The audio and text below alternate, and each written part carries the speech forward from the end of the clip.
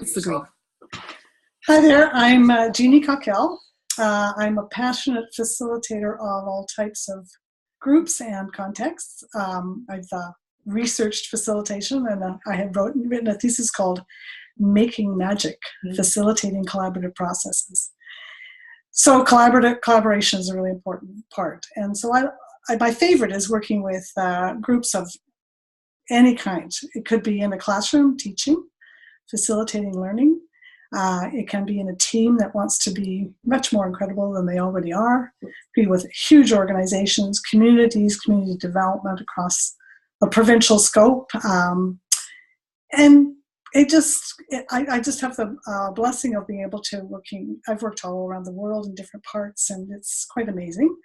And because I love collaboration, one of my favorite parts of facilitating is co-facilitating, which I love to do with my partner, Joe MacArthur-Blair, and others I get the privilege of working with. And we make magic in many ways. We focus on the holistic nature of learning and being together. We look at what's the physical nature of our space, what is the emotional element we're bringing in that often is a key to how people actually collaborate, is not just touching into the intellect, but yes, touching into that, and touching into the emotion and the spirit. So, the holistic nature of that. And so I use various kinds of tools, from circle practice to small group, paired group, large group conversations, anything that will allow people to be as well as do together to create their futures. In terms of, kind of conceptual tools, I use a lot of strengths-focused work, especially appreciative inquiry, and get people to focus on what's working well in their lives in order to build an even better life or a better future for their organization and team.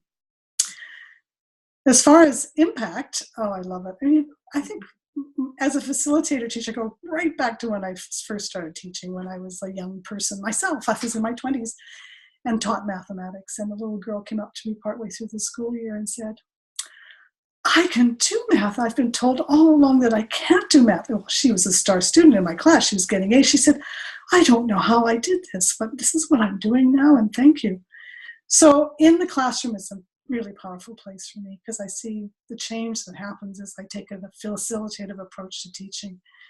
And then my work with organizations, yes, there's the big organizational shifts that happen, and people just take shifts in their culture, shifts in their planning, shift in their directions for the future. And I think what I'm really passionate about is the ones that are mostly challenging, because they're a team in trouble. And for some reason, they're not getting along, which does happen sometimes. And I get called in, and to be able to see, going through the process of facilitation with them, that at the end of it all, I can think of one in particular. One side of the team was across the hall from the other side of the team. They wouldn't speak to each other. They were nasty to each other. They wouldn't invite each other to coffee. And working with them over several days, digging into their, depths of their issues with each other. They'd had harassment complaints and bullying complaints, and also it was serious. And I was terrified to go in and try to do appreciative inquiry with this team. But as a facilitator, I think one of my strengths is I'm really persistent. I'll be there and keep listening to them and providing opportunities for them to see each other, to be with each other, and to, through processes of opening up seeing each other's strengths and the appreciative inquiry of the strengths of the whole team, and see their surprise as they tell each other stories of why they love to work at the place they're working, and they see, wow, you're kind of like the same things I do. Maybe I should start looking at you as who you really are. And then by the end of it, they go off to find a solution. There's one particular team I can think of. Their solution was to walk away from the few days together with agreements for how they were going to work together. And they were going to have a coffee meeting together. These people didn't have coffee together. So they had a coffee meeting like the day after I left, handed out laminated cards of their agreements. And a couple of weeks later, I was to come back and help them out some more. And I got in touch with them, and they said, "We don't need you. We're figuring this out now." And that's my favorite as a facilitator, is to say, I'm not needed. that means that it's happened and that they've gone off and had success. The impact is huge, and it makes me really, really happy not to be needed.